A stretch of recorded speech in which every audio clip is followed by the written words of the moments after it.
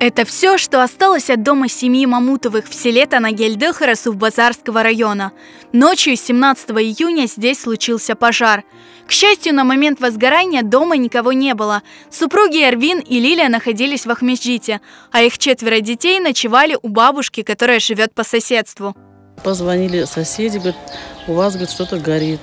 Она говорит, все больше и больше, вызвали пожарку. Пожарка пока приехала, очень сильно начало все вот это гореть. Отец пробежал, дети пробежали, они здесь у мамы. Мама рядом живет, спали. Вкинулись, воды нигде нет, в кране воды нет. Соседи своими силами пытались потушить пожар. К приезду пожарных огонь перекинулся на дом. В здании был газовый баллон, он моментально взорвался.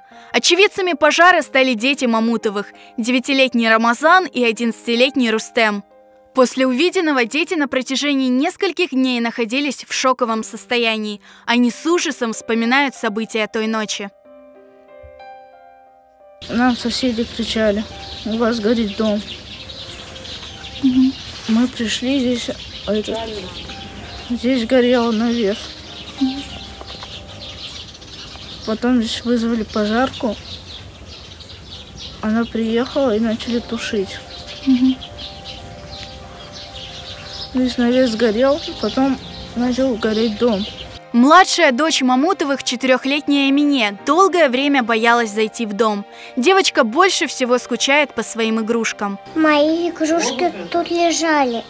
Я по ним скучаю, они мои любимые. И Соня тут лежал. Я по ним скучаю. Они мои самые любимые игрушки. Огонь уничтожил дом и все имущество Мамутовых.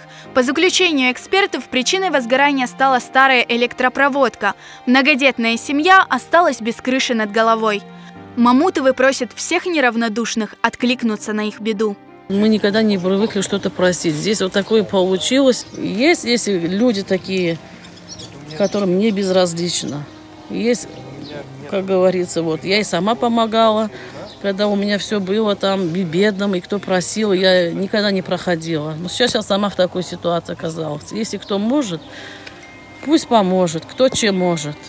Помочь семье Мамутовых можно, перечислив средства по следующим реквизитам.